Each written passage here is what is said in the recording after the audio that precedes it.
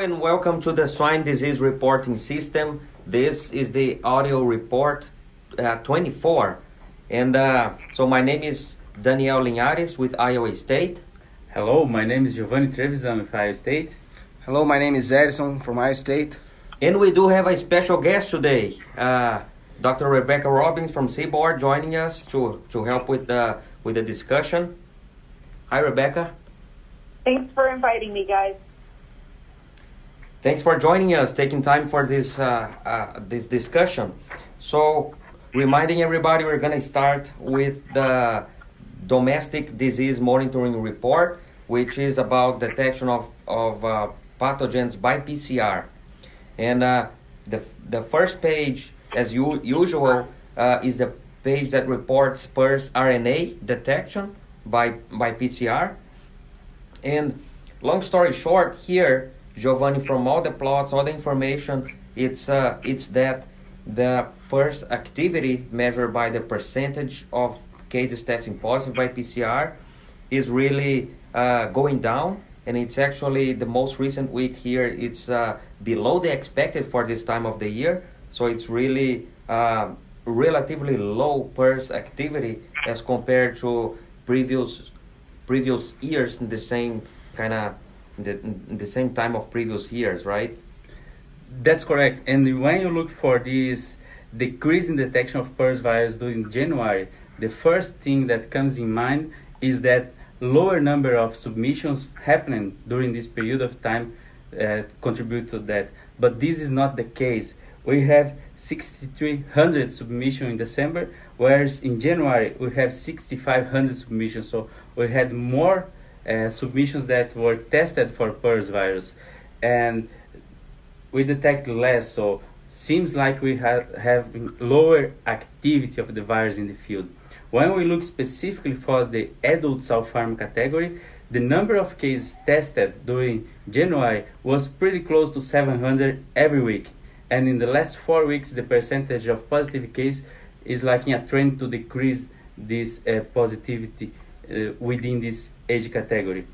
And when we look for the states that we monitor the detection of this agent, we did not see any signals across all the states in the U.S.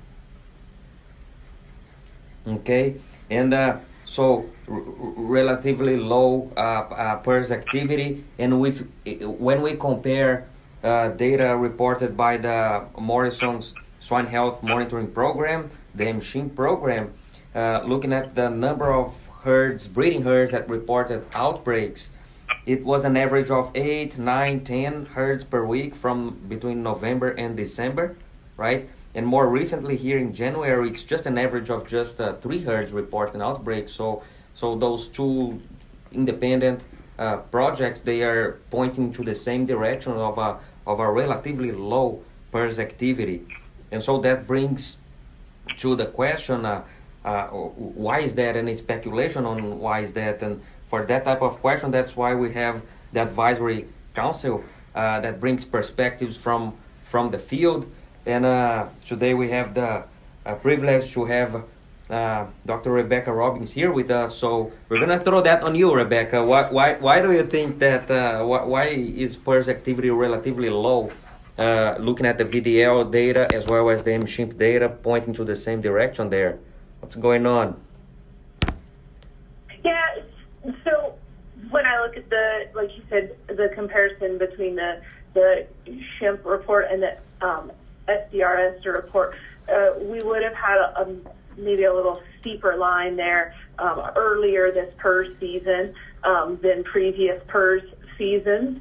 And so, we probably had some farms break just a little bit earlier in the year. Also, I think as an industry, we've continued to put an extreme amount of focus on getting our herds pathogen-free, mm-hmm. or at least maintaining, freedom from disease outbreaks for extended periods of time, with implementing a lot of great technology that's been brought to us.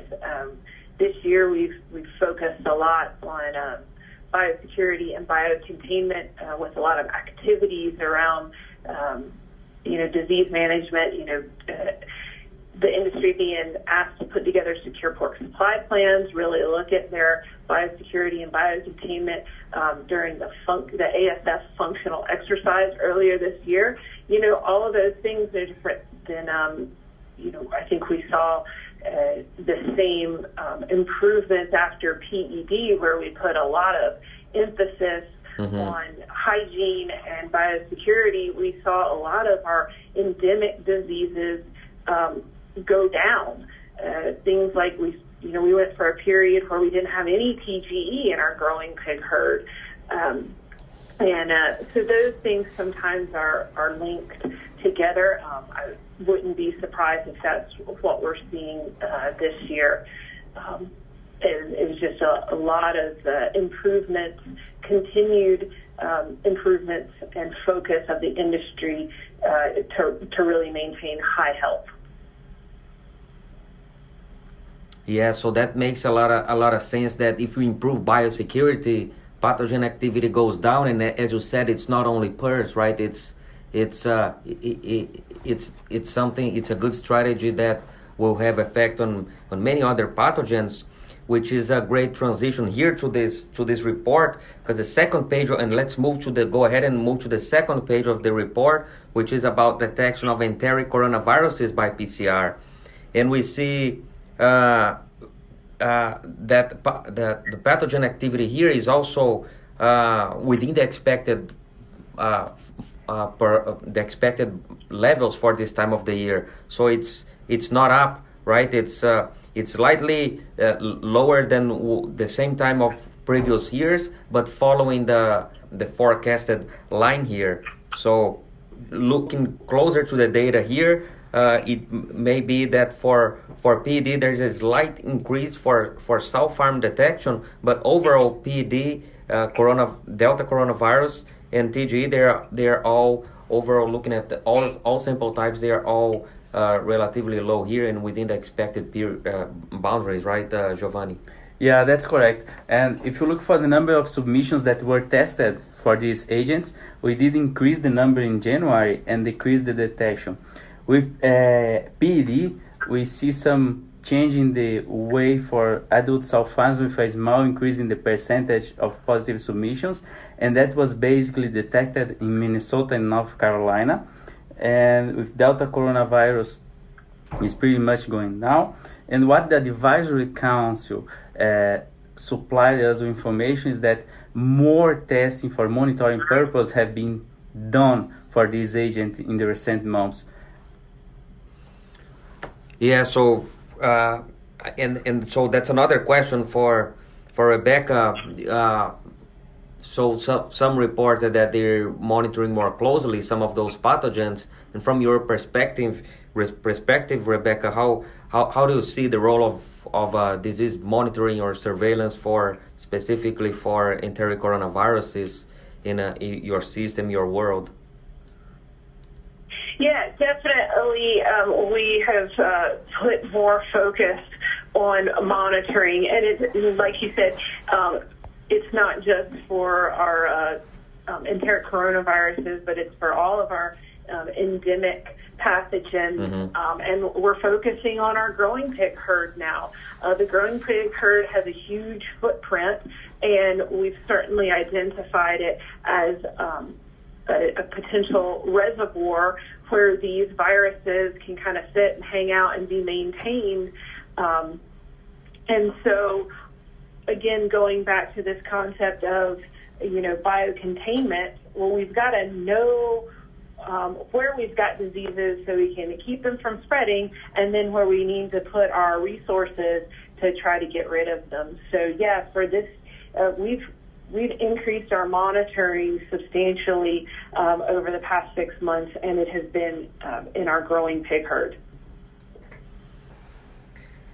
Yeah, great perspective. And so going back to what you just said, people talk a lot about biosecurity, and you're talking about biocontainment.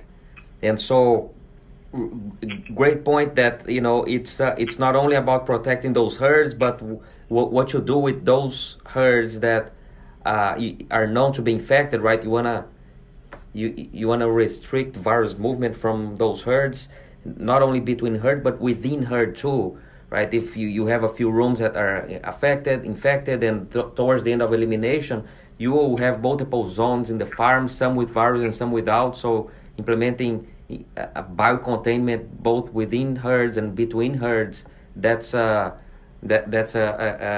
great strategy to implement, right? Yeah, absolutely. And, the one thing about monitoring, and specifically trying to monitor in the growing pig herd, is that it's oftentimes that, the disease, especially something like PED, may not be as dramatic of a presentation. And so farm staff, it's possible that they see a limit, a slight increase in scours, and may not pursue, contacting a veterinarian or pursue sampling because, they've had experience with it before, things like, a feed scour, or they've, recently dealt with E. coli or salmonella. And so, and it could actually be, one of our enteric coronaviruses. It could be a number of pathogens. And so that's why, again, we've found the value in implementing monitoring of our growing pig herd, because, again, we can't just rely on the diagnostic samples to come in to characterize the health status. We had to invest in some active monitoring as well. Mm-hmm. Yeah, great. That so sometimes we hear, no, for PED you can trust your eyes. If there is PED activity, you will see diarrhea, you will see clinical signs. But what you're saying is that I'm not sure, depending on the situation, especially if you have some underlying immunity there, you may not see. So you gotta really monitor to double check if the status that you are perceiving, it really matches with virus spread and pathogen load, right? Yeah, good perspective. That's All right. Anything else on the either go back to the first page or the enteric coronaviruses page? All right. So let's move forward to the mycoplasma page.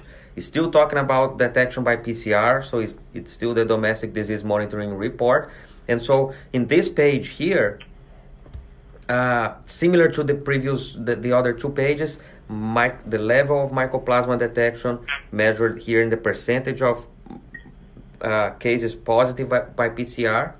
It's really following the forecast model here, Giovanni. The number of the actual number of samples testing positive is really following the forecast line. So what else did you have to report from this page? That's correct. The number is following the trends, and we see if you compare the overall detection of mycoplasma during 2019 and compare with previous years, that was above the detection that we observed prior years. But that was a reminder from our advisory council that higher detection of mycoplasma pneumoniae is also associated with better sampling techniques that were developed and implemented in the recent years in the field. So it's a reflection of better way to find the agent. That doesn't mean that we have more activity of the agent in those herds. May also go back to what Rebecca was referring before, that some people like herself are just monitoring more closely, right? Some of those populations that you were assumed to be whatever the status was, just using more monitoring to double check. And now if you're monitoring with a more sensitive method, you're gonna find more, right? All right, so now moving to the disease diagnosis report, and just to remind here the audience, this page is about diagnosis. It's beyond just detection by PCR. This page is about reporting diseases as concluded by a trained diagnostician after looking and analyzing the tissue cases, right? Looking at histopathology and other data points. And so what the page summarizes is the detection of different pathogens here associated with respiratory disease, digestive disease, nervous disease, so on and so forth. And we do run algorithms to detect significant increases of specific pathogens or syndromes. But at this period of the year, there was no significant increase in any of the pathogens or syndromes. So everything falling within the expected, which is aligned with the other previous pages of the report. Any further comment on here, Giovanni, Edison? No, I don't have any, and it's exactly as you say, we don't see any signal for any agent right now on the diagnosis report. All right, so that has been, again, a relatively quiet time of the year, right? It's still looking at the data here from January, which is kind of looking at the previous year's peak in terms of disease detection and pathogen detection, but for reasons, perhaps some of those reasons why we've been discussing here, it has been in the good side of the curve, right, in the lower side of detection of diseases and pathogens. And that covers pretty much all the information we had for today. Any closing comments, Rebecca? As a practitioner, I just, I can't say how excited I am to see that we haven't had any surprises here this month, that, we're actually seeing some improvement, some decline in number of positive cases for some of our most important and costly endemic diseases. The only other thing, I know a lot of my colleagues are listening. Make sure we're capturing, our age and phase information on our submissions. It did concern me a little that on the mycoplasma we had an increased number of unknown. Over the past, we've seen a trend in an increase in number of cases that haven't identified their age and phase. And that's the reason I bring that up is it's so critical for the epidemiologist to try to help us and identify trends. We need and things that would not be expected. That starts with identifying, the population that they're detected in. So just remember to, good submission technique and note either the age and phase of the animals you're submitting samples from. Yeah, thanks for that reminder, because what we do here from the EPI side is we aggregate this data, so the more complete the data is, the more we can go back, give back to the industry in terms of aggregated analysis and better report macro epidemiological aspects of pathogen detection over, like you said, time, specimen, age group, all that kind of stuff. And so if we have misinformation, we don't get to that level of detail, right? Mm-hmm. So thank you very much. That's all we had for today, and we will be back with report 25 next month. Thank you. Thank you.